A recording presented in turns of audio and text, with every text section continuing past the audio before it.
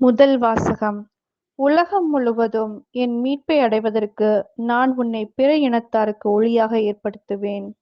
இறைவாக்கினர் எசாயா நூலிலிருந்து வாசகம். அதிகாரம் 49, இறைவசனங்கள் 1 முதல் 6. தீவு நாட்டினரே, எனக்கு செவி கொடுங்கள். தொலைவாழ் மக்களினங்களே, கவனியுங்கள். கருப்பையில் இருக்கும்போதே ஆண்டவர் என்னை அழைத்தார். என் தாய் வயிற்றில் உருவாகும் போதே என் பெயர் சொல்லி கூப்பிட்டார்.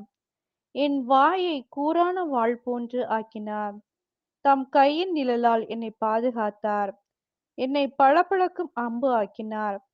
தம் அம்பாரத் துணியில் என்னை மறைத்துக் கொண்டார். அவர் என்னிடம், நீயே என் ஊழியன், இஸ்ரவேலே, உன் வழியாய் நான் மாட்சியுறுவேன் என்றார். நானோ, வீணாக நான் உழைத்தேன். வெறுமையாகவும் பயனின்றியும் என் ஆற்றலை செலவழித்தேன். ஆயினும் எனக்குரிய நீதி ஆண்டவரிடம் உள்ளது. என் பணிக்கான பரிசு என் கடவுளிடம் இருக்கின்றது என்றேன். யாக்கோபை தம்மிடம் கொண்டு வரவும், சிதறுண்ட இஸ்ரவேலை ஒன்று திரட்டவும், கருப்பையிலிருந்தே ஆண்டவர் என்னை தம் ஊழியனாக உருவாக்கினார்.